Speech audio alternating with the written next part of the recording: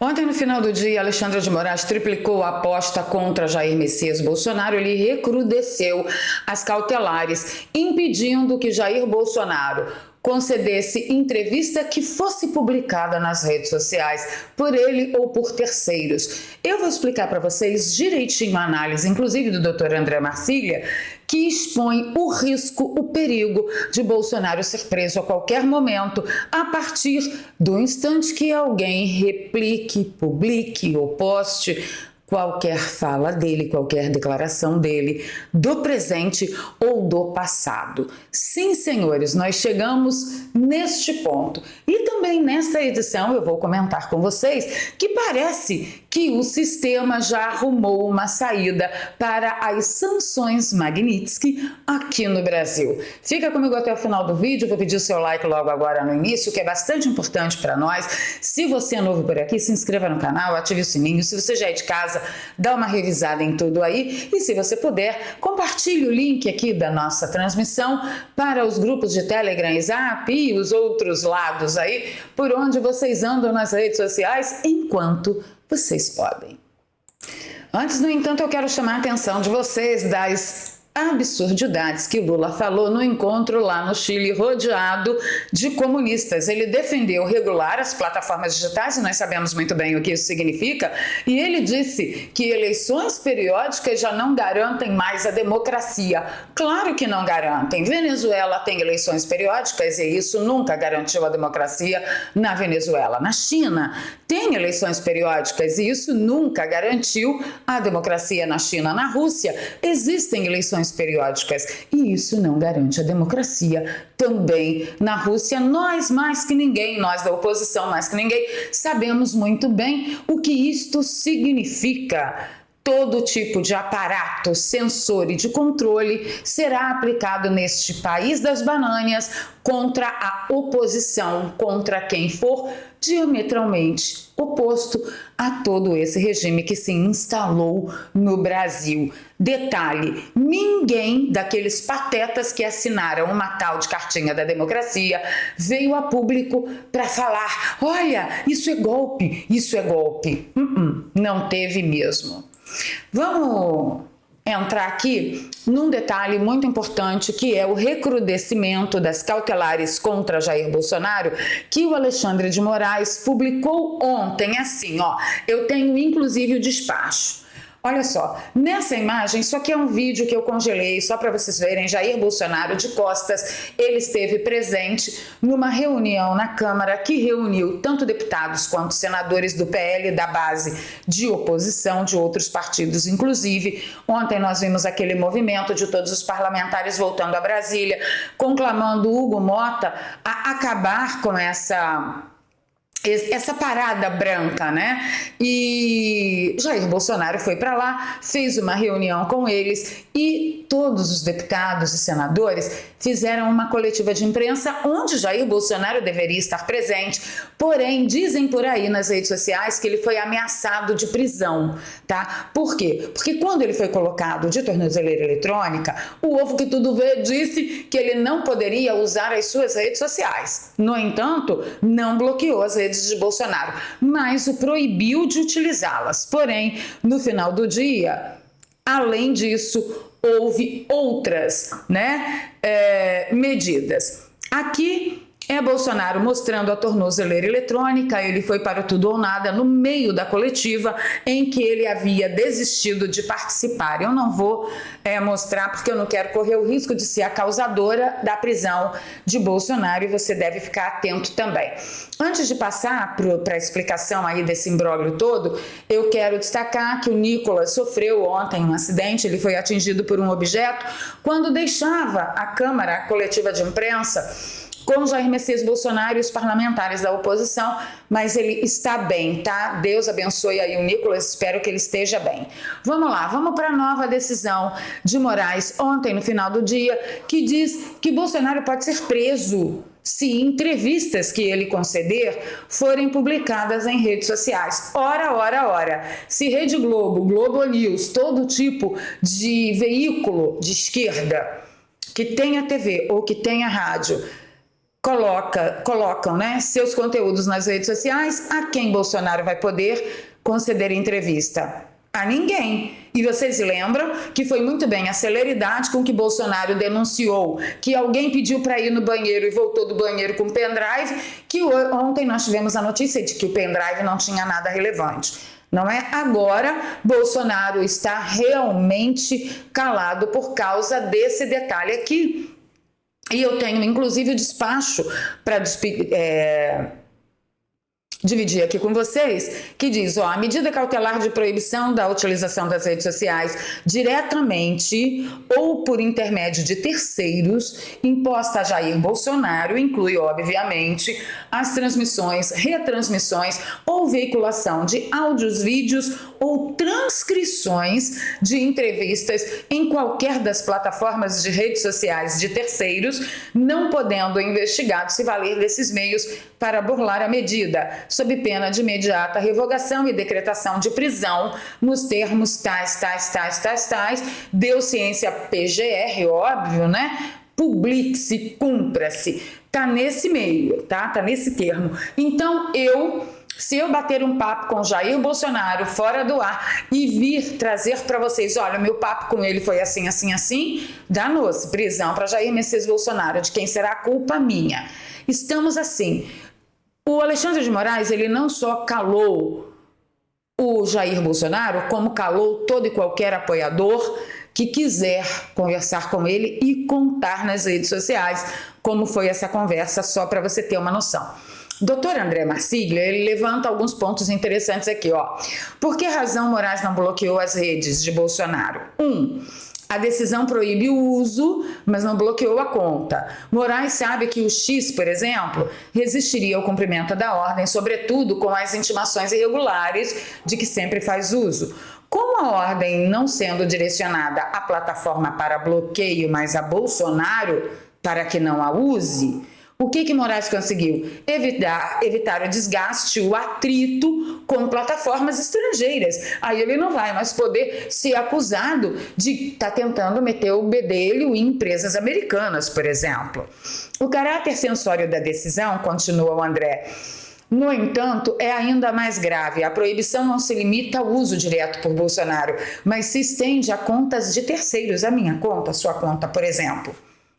Como o ministro não define claramente o que considera utilização, aqui entre aspas, Bolsonaro permanece sob constante risco. Qualquer foto, vídeo ou mensagem que o mencione ou mostre em perfis alheios, mesmo sem sua anuência, pode ser interpretada como descumprimento de ordem.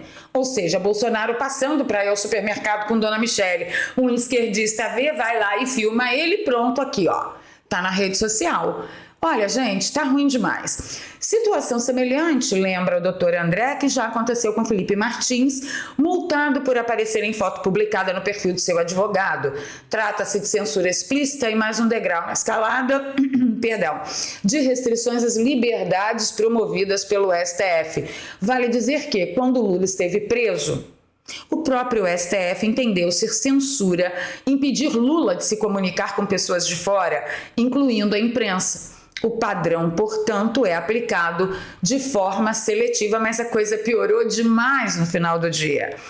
Aqui, uma segunda decisão no dia de ontem, falando sobre o impedimento de Bolsonaro de dar entrevistas. É o mais completo absurdo jurídico de todos os tempos.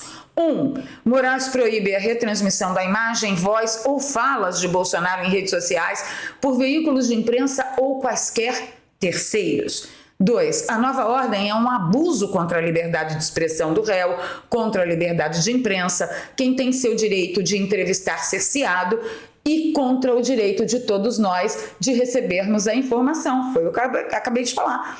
Não só Bolsonaro foi censurado, como nós que trabalhamos no jornalismo fomos censurados, como vocês que têm avidez pela informação também ficarão sem ela.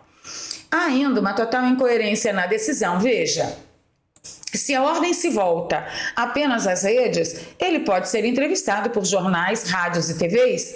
E se os canais das redes sociais forem das emissoras que o entrevistarem fora das redes? Ao proibir retransmissão, também proíbe veiculação de entrevistas antigas, por acaso?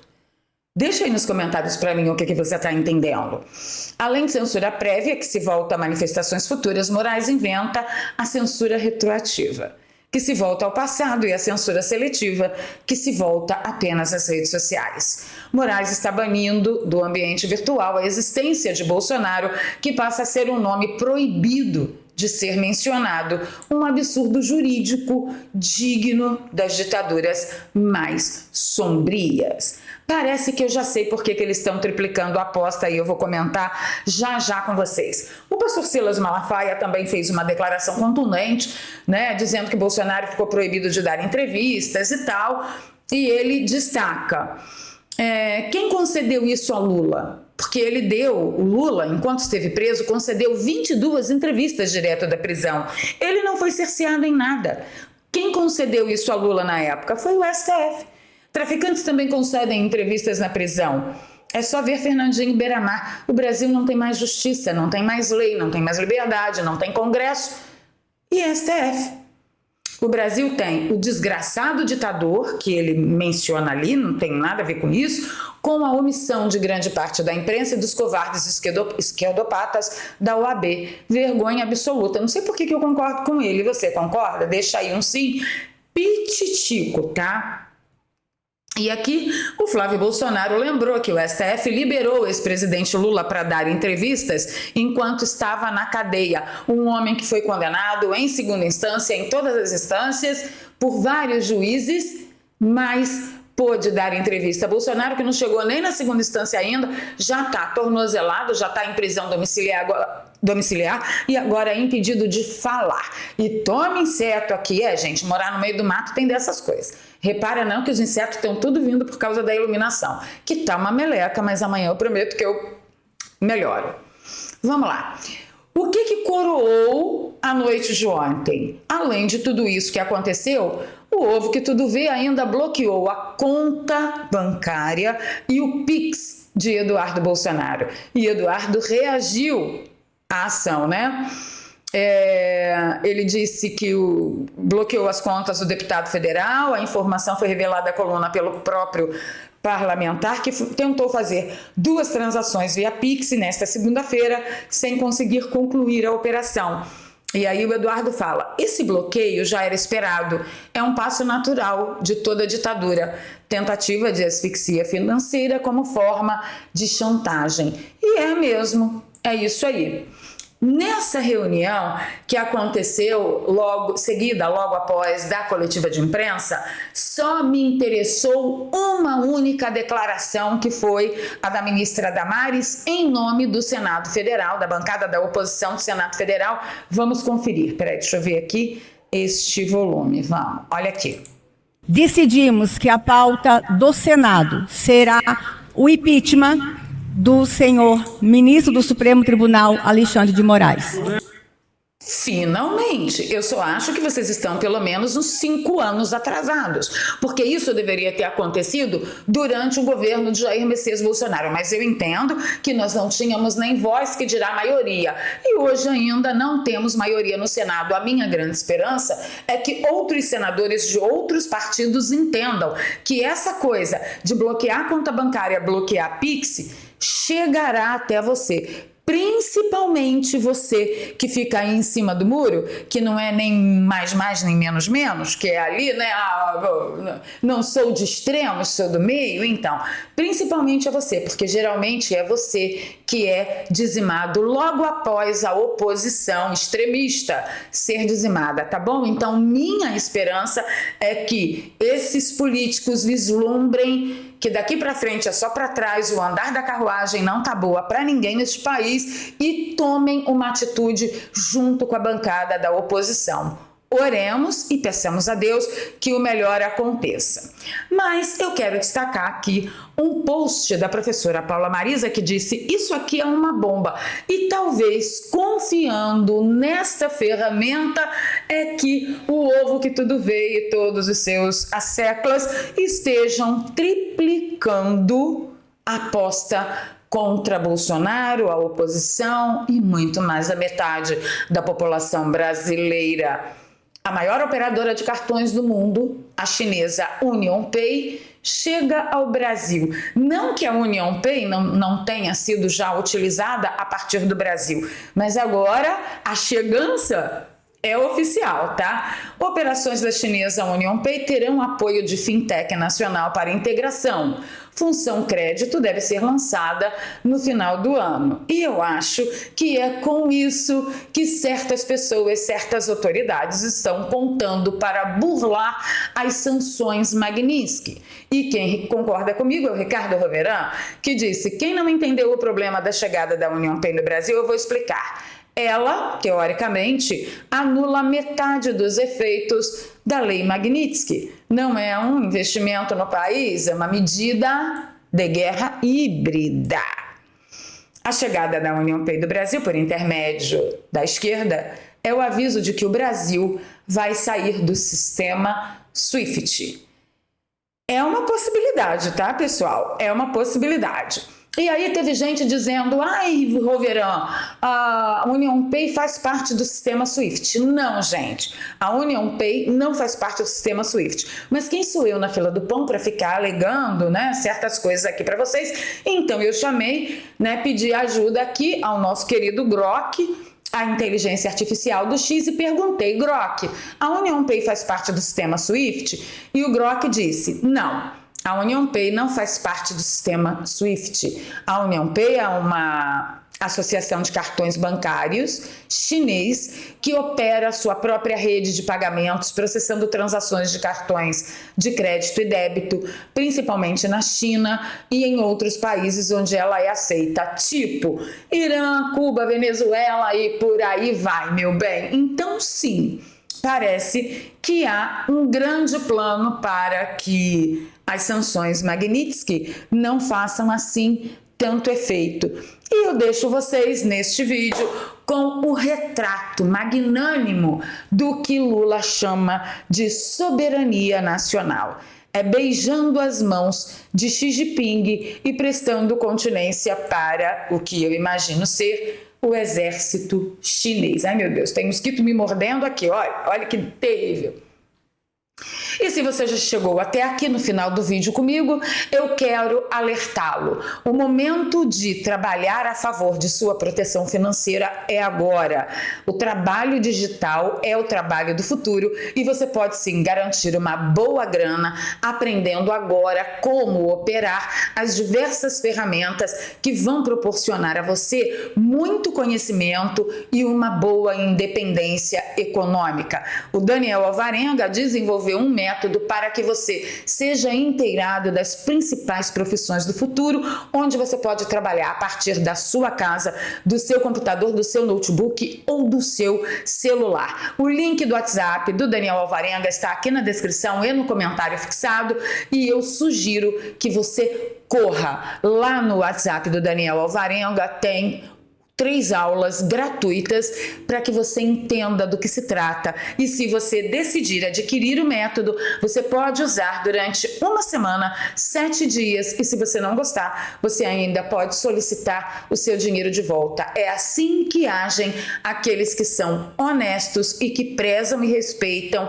o seu consumidor. Então não perca tempo. Entenda sobre as profissões do futuro dedicadas ao mundo digital que te dão liberdade de trabalhar de qualquer lugar do mundo. Eu, por exemplo, até semana passada morava em São Paulo. Hoje eu estou morando no Rio de Janeiro, ainda produzindo meu dinheirinho aqui a partir da minha casa. Você também pode ter acesso a isso. Link na descrição e no comentário fixado. Ficando por aqui, pedindo seu like, seu compartilhamento. Se você gosta do meu trabalho, aqui tem um Pix. E a gente se vê nos comentários. Diz pra mim, o Brasil ainda não é um regime fechado? O que é que você acha?